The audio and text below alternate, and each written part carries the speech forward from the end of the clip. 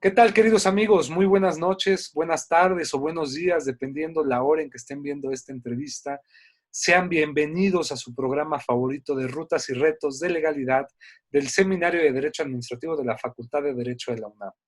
Es un gusto para mí porque este programa es propiciado y es conducido en lo general por la doctora Sonia Venegas Álvarez, directora de este seminario, y quien siempre ha estado preocupada porque el conocimiento llegue a todos de una forma concreta, resumida, de una forma muy digerible, pero sobre todo invitar a personalidades que saben de la materia. Y como personalidades que saben de la materia, es la personalidad que nos acompaña el día de hoy, que es conocida por todos ustedes, ya es famosa aquí en nuestro programa y que realmente la valoramos mucho, sobre todo no solo por la gran formación que tiene como jurista, sino también por la gran calidad humana que tiene. Ella es la maestra Verónica Santos Méndez, quien, pues digo, ya su currícula la conocen, y nos va a platicar de un tema, pues que realmente es interesante. Creo yo que hay que aprenderlo porque a veces estamos en la carrera y no sabemos ni siquiera qué es un sindicato. Nos hablan de sindicatos por todos lados y pensamos nada más que es una persona jurídica, que pensamos otros que es el contrapeso del patrón, y a veces no nos damos cuenta, o el abusador de los trabajadores también a veces le dicen. Pues estas y otras interrogantes vamos a ver en este momento. Así que, querida maestra Vero, muchas gracias por aceptar nuestra invitación y qué alegría tenerla nuevamente en nuestro programa. Muchas gracias, Juan. Como siempre, es un gusto poder estar contigo en este programa y, bueno, pues hablar de este tema tan polémico últimamente y que ha tenido tanta trascendencia, ¿no? La figura del sindicato muy mal vista para unos y yo creo que es muy mal vista precisamente porque no se conoce realmente el por qué fue creada esta figura o cuál es la naturaleza de esta figura. No hay que remontarnos un poquito a esa constitución del 17 en el que este Congreso constituyente establece, ¿no?, este artículo 123 en su fracción 16, en la que establece la facultad de asociación profesional tanto para patrones como para trabajadores. Tú comentabas algo importante, la figura de contrapeso para el patrón o la figura que está en contra del patrón, ¿no? Generalmente así se ve el sindicato y no tiene por qué ser visto así. En otros países, en Europa, por ejemplo, existe el sindicato y es una figura respetada, una figura dentro de la empresa que no causa temor o resquemor, que no se ve como el enemigo precisamente del empresario, ¿no? O del patrón, sino que al contrario, se ve como esa figura de contrapeso, ¿no? Entre el capital y el trabajo. Nuestra ley nos establece que el sindicato es precisamente esa coalición de trabajadores o esa agrupación de trabajadores y patrones, ¿no?, para el estudio, defensa de sus respectivos intereses.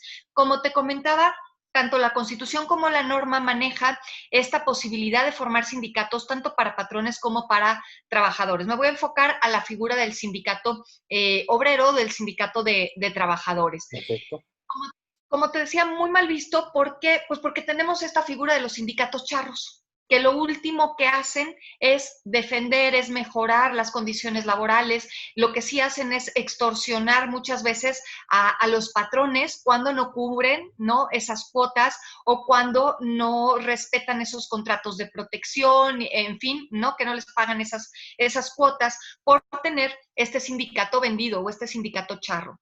El sindicato ha sido, o esta figura ha adquirido mucho peso ahora con esta reforma del 2019, porque el sindicato es el resultado de dos figuras importantes: libertad y democracia sindical. La libertad de asociación, ¿no?, que tienen principalmente, bueno, pues como me enfoco a los trabajadores, que tienen para formar sindicatos o para adherirse, ¿no?, a uno ya formado. Pero adherirse generalmente cuando entran, los adhieren a estos sindicatos charros, no les dan, digamos que cuartan ese derecho o esa libertad sindical de los trabajadores para poder formar sus propios sindicatos. Ajá. En esta nueva reforma, ¿no?, sobre todo en materia colectiva, pues se viene estableciendo ese peso o ese fortalecimiento a esta figura de libertad sindical, porque ahí es donde parte la figura del sindicato. Yo tengo libertad sindical para poder formar mi sindicato, o para adherirme a uno ya formado, o para separarme o decidir no formar parte de ningún sindicato. La propia normatividad, atendiendo a criterios internacionales, Convenio Internacional 87 de la OIT, establece, ¿no?, que este sindicato puede formarse sin autorización previa. Sin embargo, en nuestra Ley Federal del Trabajo, pues tenemos figuras que marcan un tipo de autorización previa, registro sindical y toma de nota, ¿no? Ahí vemos una contradicción o ahí vemos una obstaculización, ¿no? O violación precisamente a esta libertad sindical. ¿Qué establece esta nueva reforma? Bueno, ¿qué se necesita para crear un sindicato? Se necesita por lo menos 3 patrones o 20 trabajadores, ajá, mínimo para formar un sindicato. De acuerdo al Convenio Internacional 87 y 98 de la OIT, con esta nueva reforma que fue impulsada precisamente por estos criterios internacionales, pues nos manejan, ¿no?, en el rubro de lo que es derecho colectivo del trabajo, derecho de sindicación y sindicato, pues la no discriminación. ¿A qué me refiero con la no discriminación? A que si el trabajador decide no afiliarse a ningún sindicato o separarse del sindicato ya formado, no tiene por qué ser discriminado por el patrón. No tiene por qué sufrir ningún tipo de represalia, ¿no?, por parte del patrón. Incluso, por ejemplo, con esta nueva reforma laboral, queda, aunque ya estaba marcada como inconstitucional, pues queda prohibida esta cláusula de exclusión por expulsión, que consiste en qué? En que cuando el sindicato expulsa a un miembro sindicalizado, a un trabajador del sindicato, pues el patrón tiene todo el derecho a despedirlo y es justificado sin ninguna responsabilidad. Obviamente, este era un tipo de discriminación, un tipo de actos discriminatorios o de represalias en contra de ese trabajador que decidía ya no formar parte de ese sindicato y hacer uso de su libertad sindical y a lo mejor querer formar un nuevo sindicato. También se nos marca la no injerencia, tanto por parte del patrón como por parte del Estado en la creación de sindicato, en el funcionamiento del sindicato. Sin embargo, bueno, hay que apuntar que esta reforma del 2019, pues es una reforma ambiciosa en el sentido de terminar con estas malas prácticas. En la norma, en los convenios y en la normatividad interna, pues se marca precisamente, ¿no?, que no debe haber esta injerencia. Sin embargo, por ejemplo, el registro sindical es una forma de injerencia por parte de la autoridad. ¿Por qué? Porque si la autoridad no te otorga ese registro sindical, pues tu sindicato no existe, no tiene o carece, ¿no?, de personalidad jurídica. Este tema de personalidad jurídica por parte del sindicato es un tema muy polémico en foros y en doctrina y en el estudio precisamente de la misma figura, porque ya Néstor de Buen y la Suprema Corte de Justicia, ¿no?, en tesis jurisprudencial, apuntaban que los efectos del registro sindical tienen que ser declarativos, más no constitutivos. ¿Qué quiere decir esto? Que el sindicato existe desde que existe la coalición o la reunión de trabajadores. Néstor de Buen, por ejemplo, establecía que cómo era posible, ¿no?, que se registrara lo inexistente. Si tú me estás diciendo, autoridad, que el sindicato no existe previo a un registro, ¿cómo lo voy a registrar? Y por otro lado, simplemente se quedó en tesis jurisprudencia en el año del 99, 1999, en donde esta tesis nos establece que el registro sindical nada más tiene efectos declarativos. Nada más estoy declarando que se cumple con los 20 trabajadores o más que quieren formar su sindicato, que están unidos, ¿no?, para el estudio, defensa y mejoramiento de sus respectivos intereses, y se declara su existencia. Sin embargo, en la práctica, nuestra norma nos marca que para que el sindicato exista y pueda tener, digamos, esa representatividad ante autoridades, puede existir jurídicamente, etcétera, pues se requiere de este registro sindical. No sé si hasta aquí vamos bien o hay alguna No, duda o vamos, pregunta. vamos muy bien, maestra Vero. Nada más me gustaría como precisar un poco, es decir, entonces, si nosotros preguntáramos en concreto qué es un sindicato, podríamos hablar que es todo un grupo de trabajadores, por así decirlo, que buscan la finalidad de establecer condiciones de, pues vaya, unas condiciones de trato, por así decirlo, del manejo de los patrones hacia con los trabajadores y viceversa. ¿Si es así o cómo lo podría resumir usted en esa parte? El sindicato es esa agrupación de trabajadores y lo que está buscando esa agrupación de trabajadores es mejorar sus condiciones laborales, Perfecto. mejorar salario, mejorar, a lo mejor aumentar el número de vacaciones, los días de descanso, incremento en aguinaldo, etcétera. O sea, por eso es el estudio, defensa y mejoramiento de sus condiciones laborales o de sus respectivos intereses. Es decir, ¿qué se busca? ¿Qué busca el sindicato a través del contrato colectivo de trabajo?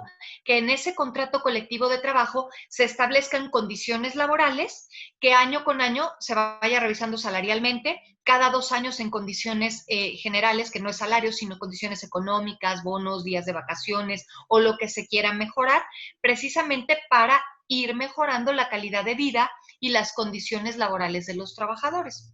Y esas condiciones laborales que se encuentran en el contrato colectivo de trabajo, las tienen que estar revisando siempre el trabajador, el sindicato y el patrón, o solamente sindicato y patrón. Sindicato y patrón, porque el sindicato, ¿no? A través de su representante sindical, es quien va a llevar a cabo, junto con el patrón, la negociación colectiva. Mario de la Cueva nos hablaba de una teoría triangular, que es básica para entender, ¿no?, el derecho colectivo del trabajo. Y nos dice, en la cúspide está el derecho de sindicación, que es esta facultad de formar sindicatos, ¿no? Tenemos contrato colectivo y huelga. Entonces, ¿para qué se crea un sindicato? El sindicato lo que quiere es la firma de un contrato colectivo de trabajo, de un contrato de trabajo que contenga condiciones que puedan irse mejorando en cada revisión o en cada negociación colectiva. Y aquí es donde viene una figura, ¿no? No legal, pero sí muy llevada a la práctica, que son los famosos contratos de protección patronal, con estos sindicatos charros, en donde crean un contrato colectivo de trabajo con las condiciones laborales mínimas establecidas en la ley, salario mínimo, jornada máxima, los 15 días de aguinaldo, los 6 días de vacaciones, o sea, lo mínimo que nos marca la ley, ¿no? Ujú. Cada vez que se va a negociar o que se van a querer incrementar condiciones, pues realmente no hay un incremento real ni una mejora en las condiciones laborales. Muchas veces, por eso con esta nueva reforma dicen, tienen 4 años para revisar todos los contratos colectivos y obviamente con la participación, la democracia de los trabajadores, ¿no? El voto, la intervención directa de los trabajadores en la revisión, en la negociación de los mismos, en la creación de los mismos, para que todos aquellos contratos colectivos que no se han revisado, pues entienden que son contratos de protección, porque no están buscando, no, el sindicato no ha buscado su finalidad, que es el mejoramiento y la defensa de sus respectivos intereses. Entonces, un sindicato charro es aquel que no defiende las condiciones de los trabajadores, pero sí se beneficia en el sentido de las cuotas sindicales, ¿no? Es decir, Así es, recibe dinero, pero no hace nada por eso. así Así es, es. dice llanamente, como decimos. Así es. Un Ok. sindicato charro, ¿no? Pacta con el patrón y le dice, ok, vamos a adherir a tus trabajadores, ¿no? Incluso yo siempre digo en estas pláticas que hay empresas que no tienen trabajadores, pero ya tienen sindicato, ¿no? Mm. Que son estos sindicatos en los cuales cada trabajador que va llegando lo van adhiriendo, lo van afiliando a este sindicato charro. Este sindicato ya tiene un contrato de protección firmado, obviamente, con el patrón, con las condiciones mínimas, y obviamente como los trabajadores tampoco se involucran ni conocen esto, pues simplemente reconocen como trabajadores sindicalizados y ya, ¿no? Pero no se dan cuenta que realmente tienen un sindicato charro o están afiliados a un sindicato charro y que su contrato es un contrato de protección que nunca va a buscar el mejoramiento, que va a buscar la defensa de sus intereses. Sin embargo, el sindicato charro sí puede presionar al patrón respecto, porque obviamente el patrón tiene que pagarle a este sindicato charro para que los trabajadores no estallen huelgas, por ejemplo, o no se alebresten, ¿no? Y entonces, si el patrón, porque el patrón al pactar con estos sindicatos charros, pues se pone la soga al cuello. Porque si el patrón deja de cumplir con estas cuotas o con estos pagos para estos sindicatos charros, pues el sindicato charro obviamente lleva a cabo lo que son estas famosas huelgas de extorsión. Ok. Y por ejemplo, un representante sindical y un líder sindical, ¿cuál sería la diferencia? Bueno, realmente el líder sindical viene siendo su representante sindical, ¿no? Hay veces que tenemos a este representante sindical que es muchas veces el secretario general del sindicato y que es el líder sindical y que muchas veces también es quien representa, ¿no? Ante terceras personas o quien representa los intereses de sus afiliados o de sus agremiados. Uh-huh. Sí, porque a veces he escuchado a muchas personas y es común decir, es que vino mi representante sindical, ¿no? Y uno dice, pues más que tu representante sindical, pues una persona del sindicato que vino a verte y que pues, se entera un reporte o no sé cuál sea su valía, pero ellos se hacen llamar representantes sindicales, ¿no? Y lo cual me lleva a pensar muchas cosas porque ¿cómo hoy por hoy operaría esta democracia sindical pensando en el sentido de que los trabajadores, a la hora de que se revisen sus contratos colectivos, puedan ellos votar las condiciones? Pues digo, para un sindicato, supongamos que sea, y le preguntaría que si existen sindicatos que sean pequeños, donde los trabajadores sean muy contados, pues se me haría muy factible, pero si hablamos de empresas extraordinariamente grandes, con sindicatos muy grandes, ¿de qué manera podría llevarse estas votaciones? O sea, ¿cómo podría llevarse este conteo y cómo se van a enterar de esas condiciones, ¿no? Y aquí es donde está ese gran reto de esta reforma, porque esta reforma nos marca una pluralidad sindical. Hay sindicatos pequeños, sí, hay sindicatos democráticos, sí. Incluso a partir de esta reforma se empiezan a liberar o se empiezan a otorgar registros sindicales al por mayor. Pero el problema va a ser conciliar los intereses dentro de una empresa en esta pluralidad de sindicatos, ¿no? ¿Qué es lo que pasa? Que a los trabajadores se les tiene, digamos, que instruir, se les tiene que capacitar para que puedan entender cuál es la dinámica sindical, ¿no? ¿Cuál es la dinámica o para qué existe un sindicato? ¿Por qué? Porque tú dices, bueno, es que los representantes sindicales, ¿quiénes son? Ese es el problema, que se supone que los representantes sindicales son elegidos por los mismos miembros del sindicato, que los miembros del sindicato son quienes eligen a sus representantes, cosa que en la práctica no se da, no hay democracia sindical. Los trabajadores muchas veces no conocen, ¿no? Simplemente se les imponen, como te mencionaba, los van adhiriendo a estos sindicatos, pero no les dan la facultad a los trabajadores de ejercer su libertad sindical, de poder crear sus propios sindicatos con sus propios dirigentes, salidos del propio gremio o de los propios trabajadores que quieren sindicalizarse, atendiendo a esta libertad sindical. ¿Cómo cómo se está llevando a cabo? ¿Qué regula, no, actualmente la ley a partir de la reforma en este rubro de democracia sindical? Principalmente la participación directa de los trabajadores. ¿En qué? Una, en la formación y conformación de los sindicatos. Otra, en la elección de sus representantes, en la organización de su administración y actividades, que puedan formular sus propios programas de acción, ¿no? Ejercer realmente su libertad y su democracia sindical, poder crear un sindicato como ellos lo determinen. La ley, por ejemplo, hubo dentro de estas reformas algo muy interesante. La ley nos marcaba una clasificación en el artículo 360 de la ley, se hacía una clasificación de sindicatos o tipología de sindicatos y te decían, hay sindicatos gremiales, de empresa, nacionales de industria, de oficios varios, ¿no? Pero la nueva reforma al final pone que todo esto es simplemente de carácter enunciativo. Es decir, porque era una forma de control estatal, era una forma de injerencia no estatal, lo cual prohíbe, por supuesto, el Convenio Internacional 87. Y entonces la autoridad te decía, si tú no entras en estos cajones, ¿no? De tipos de sindicatos, pues entonces no se te otorga el registro sindical porque no estás cumpliendo con esos requisitos, ¿no? Que te está marcando la ley. La nueva reforma nos dice que sí, que este simplemente es un carácter enunciativo, pero que los trabajadores tendrán libertad para formar su sindicato o asociarse de la forma en la que ellos lo crean conveniente. Ajá.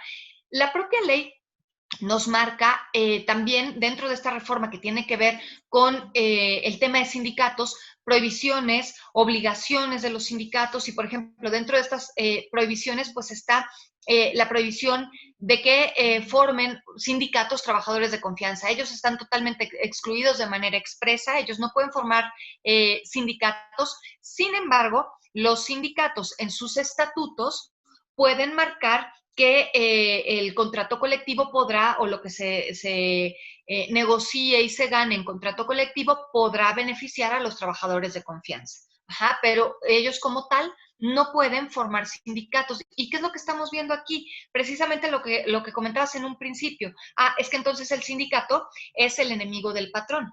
Y se supone que el trabajador de confianza es la mano derecha y no podría formar sindicatos porque entonces está en contra de los intereses del patrón. Mal entendida la figura del sindicato.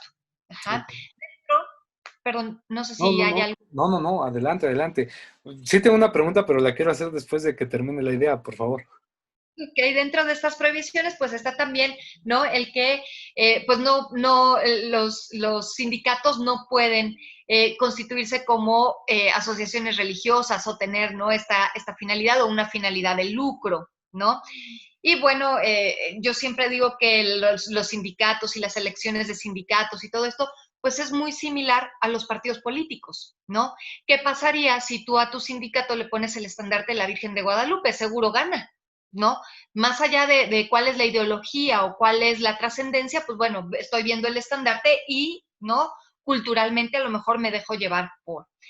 Sin ánimo de lucro, híjole, pues este tema de las cuotas sindicales, pues ha sido totalmente lucrativo, ¿no? O sea, rendición de cuentas y todo esto que nunca es clara Así es. precisamente para los trabajadores, ¿no? E incluso en la reforma del 2012 se planteó la fiscalización de sindicatos, apartado A y apartado B brincó y no pasó, ¿no? Por eso decían, pasó en lo particular, más no en lo general.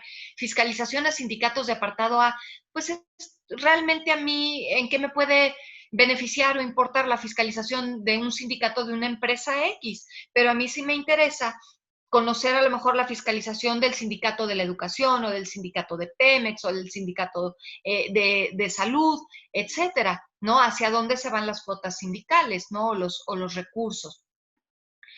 En cuanto al registro, bueno, pues sabemos que con esta reforma, ¿no? Las asociaciones profesionales tendrán que registrarse en los centros federales de conciliación y registro laboral. Una vez que estén establecidos como tal, pues esa será la autoridad que registrará, ¿no? A estas asociaciones profesionales, como también contratos colectivos, reglamentos interiores, asociaciones Aquí sindicales. sí tengo una duda, por ejemplo, antes de proseguir, me gustaría, ok, antes de llegar al tema del registro laboral, entonces, ¿qué se requiere si, por ejemplo, ahorita, hoy por hoy, hubiera un grupo de de más de 10 trabajadores y dijera, queremos constituir un sindicato?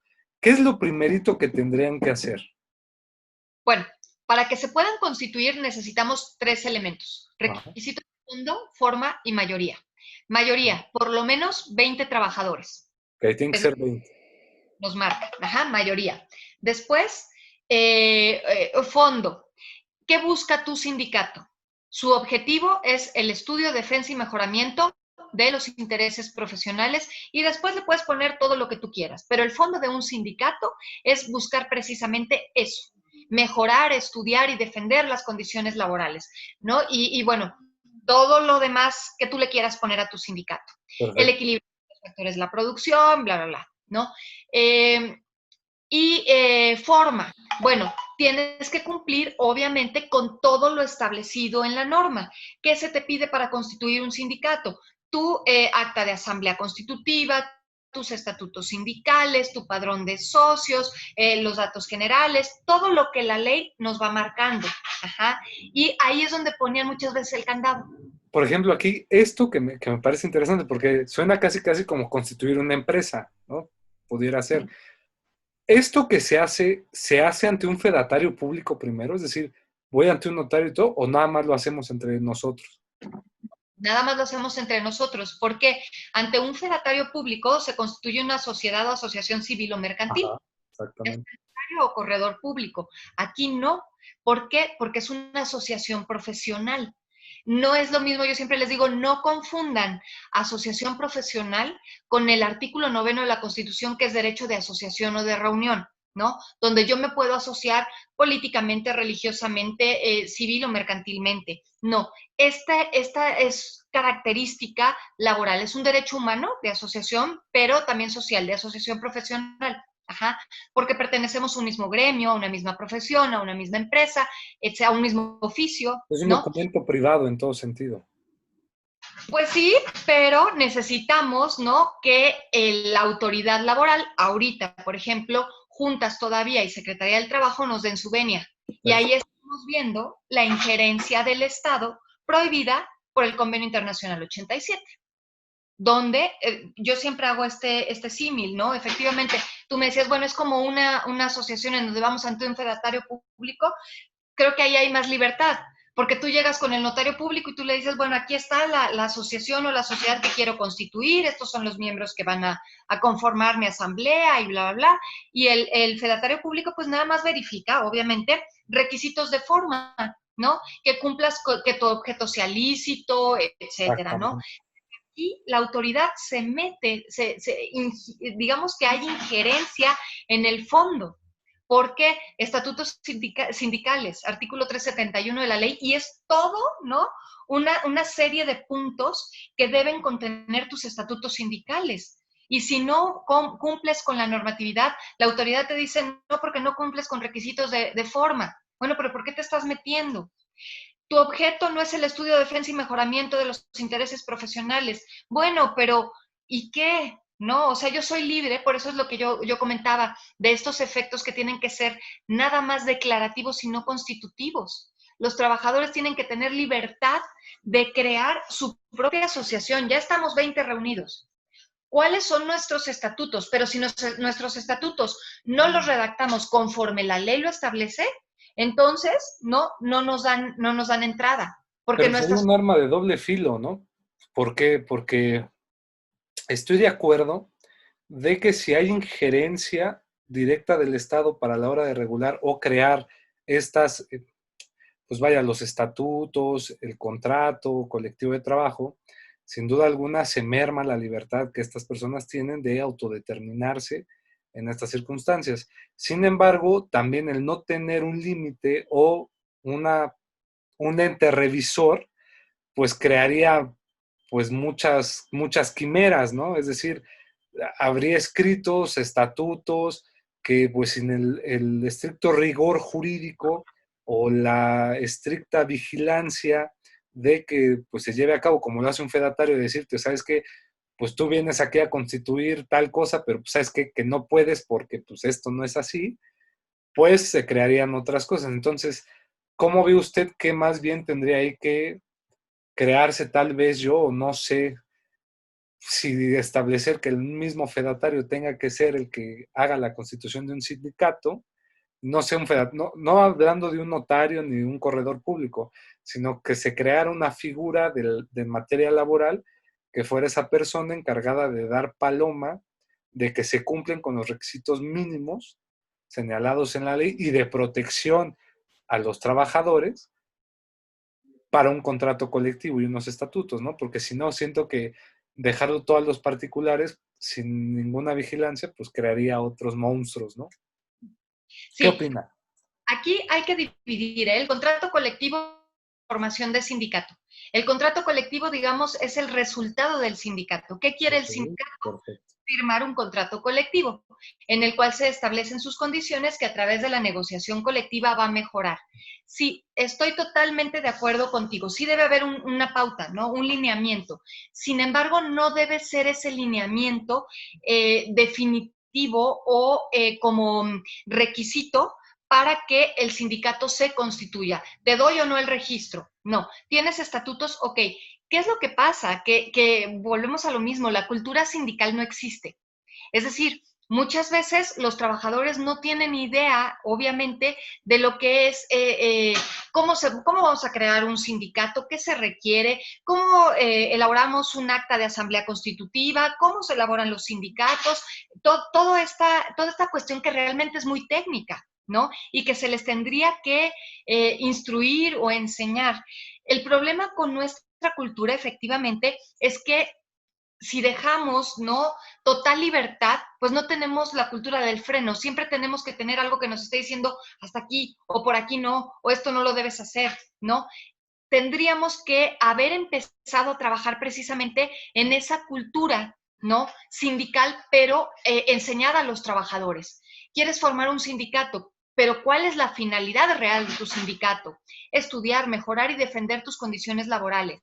No querer pasarte listo y estallar huelgas a cada rato o huelgas de extorsión para el patrón, o estar buscando en tu contrato colectivo, ¿no?, a lo mejor como la forma de trabajar menos y ganar más. No, esto es conciencia, esto es una educación, ¿no? Finalmente, ¿de qué? Del trabajo. Por ejemplo, en otros países europeos existe, no tienen, por ejemplo, una legislación que regule la materia colectiva. Su normatividad es el contrato colectivo y ellos saben que con eso se rigen y que tienen que seguirlo, observarlo, ¿no? Aquí pareciera que necesitamos que nos den todo un instructivo de lo que tenemos que ir haciendo. ¿Qué es lo que pasa? Que hemos vivido una cultura sindical corporativista, en donde está totalmente amarrado a este régimen corporativista, en donde empresarios y régimen político, ¿no?, han creado estas corporaciones o estas grandes corporaciones obreras como un medio de control. En realidad no se ha dado el peso, que es lo que yo comenzaba diciendo, de lo que es el sindicato. Ajá, de esa figura real para defender los intereses de los trabajadores, para dignificar y tutelar su existencia, sus condiciones de vida, sus condiciones económicas, pero siempre buscando efectivamente el equilibrio, ¿no? Por ejemplo, algo importante dentro de esta reforma, ¿no?, que me parece importante mencionar, son las nuevas prohibiciones que se suman en la reforma laboral, en donde observamos que entonces se llevaban a cabo malas prácticas, ¿no? Por ejemplo, dentro de estas prohibiciones está la prohibición de llevar a cabo evasión a contribuciones, evasiones fiscales. Por supuesto que a través de los sindicatos se llevaban a cabo evasiones fiscales, se llevaban a cabo simulación de actas, de eventos, de todas estas cuestiones, ¿no?, en donde pues todo era un acto simulado. Ya con la nueva reforma se establece, por ejemplo, la prohibición del incumplimiento de obligaciones patronales, inscripción real al Seguro Social, al Infonavit, todas estas prestaciones reales, ¿no? Ejercer actos de violencia, de discriminación, de acoso, de hostigamiento. Si se está regulando, es porque en la práctica se llevaban a cabo. O sea, no es algo que se le haya ocurrido al legislador o no, y haya dicho, vamos a meter, no, es porque estas malas prácticas se estaban llevando a cabo y el sindicato era como una figura perfecta para formar esa pantalla, a lo mejor de evasión de contribuciones, incluso hasta de lavado de dinero, ¿no? Sí. Participar en actos, por ejemplo, de simulación del patrón, es decir, que el patrón evada sus verdaderas responsabilidades, ¿no? La elaboración de constancias que simulen votaciones o consultas de los trabajadores, de ahí la democracia sindical, ¿no? Ahora, la verdadera participación de los trabajadores a través de un voto personal, libre, directo, secreto, pero no basta con que vea a participar, no, explícale en qué va a participar, explícale en qué consiste su participación, que él conozca, ¿no?, ese contenido sobre lo cual va a participar, ¿no? Obstaculizar a la participación de los trabajadores en el procedimiento de elección de sus directivas. Efectivamente, como decías, bueno, ¿y quién es el dirigente sindical? ¿En qué momento lo elegí? ¿En qué momento me preguntaron? ¿Cuándo hubo votación? Todo fue simulación, ¿no? El cometer actos de extorsión o la obtención de dádivas al patrón, la famosa venta de plazas, ¿no? Esa cláusula de exclusión por admisión, donde el patrón tiene una plaza de nueva creación, una plaza vacante, y primero la ofrece al sindicato, pero el sindicato ya la tiene prometida a trabajadores que pagaron, ¿no?, o que llevan ahí esperando a que se presente esta oportunidad. Pues se supone que ahora una de las principales tendencias del sindicato, de esta nueva reforma laboral, pues es la transparencia sindical, ¿no? Tanto en la formación como en la vida, en la administración del sindicato, en el manejo de recursos, de patrimonio, ¿no?, como en la participación directa de los trabajadores. Y por ejemplo, ya que se tiene esto y que ya tenemos claro, ya está el acta constitutiva, ya están los estatutos, ¿qué procede? Que Pues se vayan supone. al centro de al registro laboral. Bueno, sí, cuando estén ya establecidos, ahorita van o ante la Junta o ante las secretarías, dependiendo el radio de acción, ¿no? Si Ujú. es federal o es local, ¿no? Y obviamente que se solicita el registro sindical. Y es donde la autoridad va a verificar que se cumplan con estos tres requisitos: fondo, forma y mayoría, ¿no? Y entonces, si cumples con esos requisitos, pues se te da el registro sindical y entonces, obviamente, tu sindicato cuenta ya con una personalidad jurídica en la cual tiene ya facultad, por ejemplo, para representar a sus miembros ante terceros, para adquirir digamos, poder manejar el patrimonio sindical, las cuotas sindicales, poder adquirir bienes muebles, inmuebles, establecer mecanismos para fomentar, por supuesto, el desarrollo y fortalecimiento de la economía de sus afiliados, que es esto del estudio de defensa y mejoramiento de los intereses, ¿no? Gestionar sociedades cooperativas, cajas de ahorro, defender a sus miembros, ¿no? Ya puede entonces, digamos, actuar jurídicamente en defensa de sus afiliados. Pero bueno, es que la práctica muchas veces de los trabajadores sindicalizados es que no hacen las cosas, ¿no? Y te dicen, pues ahí pelate con mi sindicato. Cuando dices, es que esa no es la finalidad del sindicato, no es que tú no cumplas con tus obligaciones, es que tú cumplas con tus obligaciones y es que por supuesto se respeten tus derechos y sí se pelee por una tutela y una reivindicación y una mejora en tus condiciones económicas, en tus condiciones de vida, pero siempre buscando el equilibrio entre los factores de la producción. Perfecto. Y cuando ya tienes el registro laboral, ya te aprueban, vas con tu patrón, establecen un contrato colectivo y ese contrato colectivo también lo registran ahí o es a la par. Ok, ya que tú estás como sindicato registrado, entonces sí le puedes pedir al patrón la firma de un contrato colectivo. ¿Qué se hace en la práctica? Generalmente el sindicato le dice, patrón, quiero firmar contigo mi contrato colectivo de trabajo, ¿no?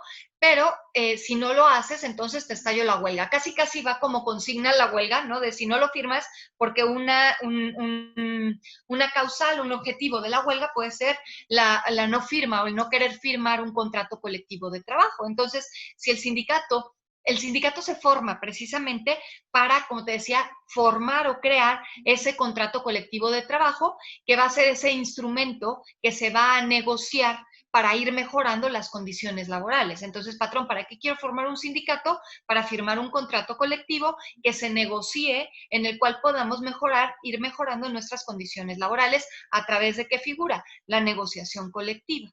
Muy bien. Pero esto es muy importante para que, como dicen, nos quede muy claro cómo este caminito. ¿Y cuál sería la estructura de un sindicato, maestra Vero? Es decir, ¿cómo tendría que estar constituido? ¿Tendría que haber, como usted lo señalaba, un secretario o un líder o queda al arbitrio de cada uno? Bueno, obviamente el sindicato, si ustedes ven muchas veces esa formación de un sindicato, por supuesto, ¿no? Que tiene a su secretario general, que es la cabeza, pero hay varios secretarios. Secretario, por ejemplo, de productividad, capacitación, adiestramiento, secretario de finanzas, secretario que tiene también que ver para esta conformación de comisiones mixtas, etcétera. O sea, es como un todo, es todo, toda, por eso es tan complejo esto, lo han vuelto tan complejo, siendo que nada más debería ser esa agrupación de trabajadores, ¿no? Su secretario general o su representante sindical, pero tenemos varios secretarios.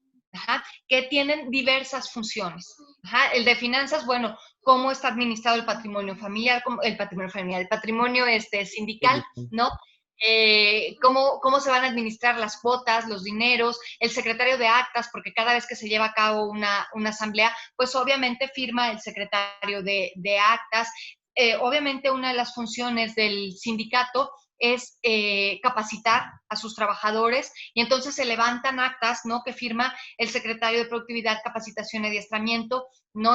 Que da fe precisamente de esta capacitación que se le está dando a los trabajadores. En fin, hay diferentes tipos de secretarios dependiendo de las propias funciones que lleve a cabo su sindicato. Por supuesto, está esta asamblea general, esta mesa, esta asamblea directiva, ¿no? De los directivos que conforman el sindicato, que muchas veces se han perpetuado, ¿no? Y en ningún momento se marca que los directivos o los secretarios de un sindicato sean perpetuos o sean, queden ahí permanentes, ¿no? Precisamente de ahí la democracia sindical, la elección y el cambio, ¿no? Periódico en sus representantes sindicales, en sus líderes sindicales, en la asamblea, en la mesa directiva. Por ejemplo, lo hemos hablado en esta conversación y sería padre preguntarlo para que nos quede claro. ¿Qué debemos entender entonces por una huelga y qué otros medios, por así decirlo, de defensa o de presión tiene el sindicato para la protección de estas condiciones de trabajo, ¿no? Ok, bueno, el tema de la huelga sería un tema interesante de tocar, ¿no? El tema de la huelga es ese último vértice de ese triángulo, ¿no? Que sirve supuestamente como medio de autodefensa.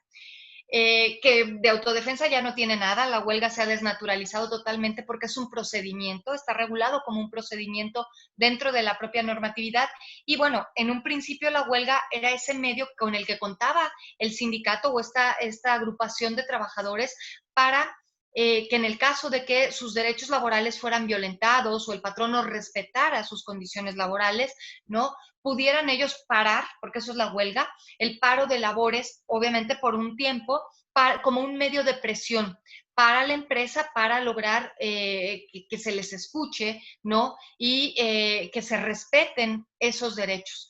Como te comentaba actualmente, bueno, pues hay que seguir un procedimiento, el famoso procedimiento de huelga, ¿no? Y que es un procedimiento, pues Otros. largo, ajá, Ujú. los trabajadores lo estallan, pero ellos no lo levantan. Quien levanta el proceso es el patrón con la autoridad. Por eso Calderón no se llenaba la boca y decía, es que en mi gobierno no ha habido huelgas.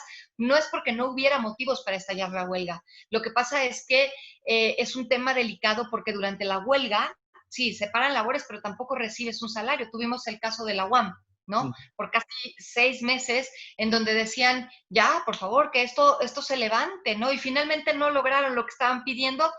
Se logró el aumento del 4%, me parece que es lo más que se logra, por ejemplo, en un incremento salarial. Pero como medio de autodefensa o como medio de defensa es la huelga con la que cuentan los trabajadores como un medio de presión, ¿no? Para lograr la finalidad. ¿Qué se busca actualmente? La conciliación o la negociación a través de esta figura de negociación colectiva.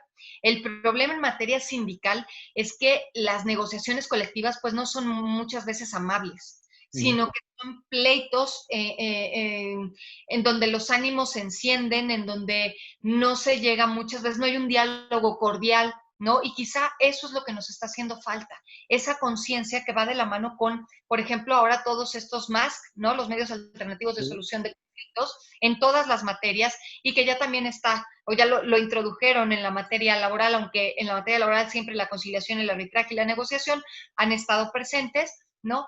Pero un medio para lograr, digamos, un respeto o una mejora a esas condiciones laborales, pues es a través de la negociación colectiva. ¿Entre quiénes? Entre representantes sindicales y patrón. Ajá, de conciliar, porque estamos en una época de flexibilización y aquí muchas veces confunden y dicen, es que si tú hablas de flexibilización es renuncia a derechos laborales adquiridos y los derechos laborales son irrenunciables. No, no es que renuncies, pero muchas veces hay que flexibilizar esa negociación en donde a lo mejor tú tienes X bono, bueno, pues a lo mejor habrá que reducir ese bono o a lo mejor cancelar por ahora ese bono para que ese dinero se a lo mejor invierta en algo que necesitamos para que la empresa sea más productiva, porque si seguimos así, no vamos a poder invertir en esta nueva tecnología y van a terminar perdiendo la fuente de trabajo. Esa negociación colectiva, que es otro de los medios a través de los cuales pueden mejorarse condiciones de trabajo, tiene que ser algo en lo que tienen que trabajar tanto representantes sindicales como patrón, pero como una forma de llegar a un equilibrio, sin que el líder sindical o el representante sindical se monte en su macho y diga, a mí no me interesa y no va a haber renuncia de derechos, sin entenderlo así, ¿no? Sino más bien como, ok, puede ser un beneficio para invertir, para que el patrón invierta en esto y podamos seguir manteniendo nuestra fuente de trabajo. Perfecto. Y sobre todo en estas circunstancias de pandemia que se han estado dando, de también pedir esta flexibilización, ¿no? Por parte de los trabajadores. Ahora, ya para ir cerrando esta amena charla, maestra Vero, me gustaría, bueno, hacerle tres preguntas. La primera, que era lo de la huelga, decirle, ¿hay algún otro medio de defensa que puede existir por parte de los sindicatos previo a una huelga como para llegar a una negociación o no? Solamente es el deseo de negociar nada más. Bueno, previo a la huelga está la negociación colectiva, Ah, porque si en la colectiva no se llega a un acuerdo, el ahí sí. sindicato puede hacer uso de la huelga. Ok. Y la otra pregunta es, ¿hay alguna causal o existen causales o causas por las cuales se pueda desaparecer un sindicato? Ah, ese es un tema importante que se me estaba pasando. Sí, el sindicato puede desaparecer, digamos que tenemos dos figuras, ¿no? La disolución y la cancelación. Bueno, la disolución de un sindicato puede darse por voluntad de las partes, que las dos terceras partes decidan, ¿no? Dar por terminado el sindicato, y la cancelación, que no, en sí no es la cancelación del sindicato, sino la cancelación del registro sindical por parte de la autoridad. ¿Por qué? Pues porque a lo mejor el sindicato dejó, su objeto es ilícito o deja de cumplir con alguno de los requisitos, como te decía, de fondo, forma, mayoría. Bueno, pues entonces la autoridad podrá, por supuesto, cancelar el registro sindical. Y aquí hay algo muy importante. La disolución, la suspensión y la cancelación del registro sindical o del sindicato no se puede dar por vía administrativa. Es decir, la autoridad no puede llegar y decirte, tu registro sindical está cancelado. No, se tiene que llevar a cabo un procedimiento. Ok. Un procedimiento que hoy por hoy se iniciaba ante las juntas, Todavía, todavía, y a futuro va a través de un juzgado. pues a través, ajá, porque será este procedimiento, ¿no? Es para ver qué es lo que el sindicato, con lo que el sindicato dejó de cumplir, ¿no? Así, Perfecto. pero es un Ahora, proceso. cada vez que los sindicatos quieran modificar sus estatutos, tiene que someterse a esta aprobación ante la autoridad nuevamente del registro laboral o actualmente ante la Secretaría o las juntas. Ok, es que ahí tocas un tema importante donde vemos la injerencia, ¿no? En donde nos están diciendo, ok, quieres hacer cambios a tus estatutos, tienes que avisarle a la autoridad, ajá, de cambio de tus estatutos, de modificaciones a tus estatutos, de tus altas y bajas de los miembros, ¿no? Y ahí es donde estamos viendo esta injerencia de la autoridad, donde dices, bueno, pero ¿por qué tengo esa obligación, ¿no? De avisarle a la autoridad? Y bueno, nuevas responsabilidades. A partir de esta reforma del 2019, hay ya responsabilidad para estos líderes sindicales, ¿no? En donde, por ejemplo, si no le comunicas a la autoridad registral en un término de 10 días los cambios de tu directiva o las modificaciones a tus estatutos, o no les informas cada 3 meses sobre tus altas y bajas de miembros, pues seguramente por ahí la autoridad tendrá injerencia y te dirá, ok, como no cumpliste con los requisitos legales, podemos cancelar, ¿no? El registro. ¿Por qué? Porque estás incumpliendo con la normatividad. Pero ¿qué estamos viendo? Obstaculización a la libertad sindical. Te estás metiendo, ¿no? En mi actuar, ¿no? Y sin embargo está en la ley. Son obligaciones de los sindicatos. Se entiende, por ejemplo, que una cuota sindical o obrero sindical, pues es una obligación que tienen todos los agremiados al sindicato de darla para que ésta pueda funcionar y pueda llegarse los recursos para ello. ¿Qué consecuencias hay para un trabajador, por ejemplo? Porque esas no sé, desconozco si podamos hablar que sean legales, si no paga su cuota sindical. ¿Tiene Bueno, una consecuencia? sí. Ahora recordemos, digo, la reforma nos marca que ahora las cuotas sindicales serán voluntarias. Ujú. Ajá, pero ¿cómo está ahora anterior a la reforma? Obviamente una de las obligaciones de los miembros del sindicato es aportar sus cuotas sindicales. Si no las aportas, pues obviamente serás expulsado del sindicato. Ajá. Pero ahora que hablamos de esta aportación voluntaria, ¿no? Pues obviamente, ¿no? El trabajador tiene que cumplir, quiera o no, con esas cuotas sindicales. Es tu obligación como trabajador. ¿Cuál es tu sanción si no lo cumples? La expulsión del sindicato. Porque efectivamente, como lo dices, el sindicato requiere de esas cuotas para tener un patrimonio, para seguir viviendo y existiendo. Si no se pagan las cuotas, pues obviamente el sindicato no va a poder existir, no va a poder funcionar. ¿Cuál es la sanción para el miembro? Y esto obviamente se plasma en los estatutos sindicales. ¿Cuál es la sanción del miembro que no paga sus cuotas sindicales? Pues la expulsión del miembro. Pero si tenemos, supongamos, 20 miembros del sindicato, ¿no? Y uno no paga y lo expulsan, pues entonces ya también nos impacta en el requisito de mayoría, porque ya somos 19 y mínimo necesitamos 20 miembros, por dar un ejemplo. Y por ejemplo, rápidamente, ¿qué le pasa a un trabajador si es expulsado? Es decir, ya no pagué, me expulsaron del sindicato, ¿qué me pasa? ¿Sigo trabajando para la empresa o me corren o qué ocurre? Ahí es donde yo decía, ¿no? Esta cláusula de exclusión por expulsión, ¿no? Si el sindicato me corre o me expulsa, el patrón me despide. No, no tiene por qué ser así. Me expulsaste del sindicato, pero yo sigo siendo trabajador, no tengo por qué perder mi, Exactamente. ¿no? Sí, ok, me gané la sanción de ser expulsado del sindicato porque no cumplí con mi obligación dentro del sindicato, pero eso no significa que tenga yo que ser expulsado de mi centro de trabajo. Muy distinto a si yo cometo alguna conducta que sea causal, por ejemplo, de despido, de rescisión dentro de mi centro de trabajo. Pero por no pagar la cuota sindical, simplemente soy expulsado del sindicato, pero no necesariamente de mi empleo. Bueno, en la práctica es distinto, ¿eh? Pero es como debiera ser. Perfecto, maestra Vero. Pues de verdad, muchas gracias. Creo que platicamos muy amenamente y nos explicó, creo yo, muy real cómo debemos comprender o por el sindicato. Yo sé que es una tarea muy titánica de su parte porque pues abarca muchos temas, mucho conocimiento de la ley sobre todo, pero qué bueno que nos pudo hacer este resumen muy contundente para entenderlo.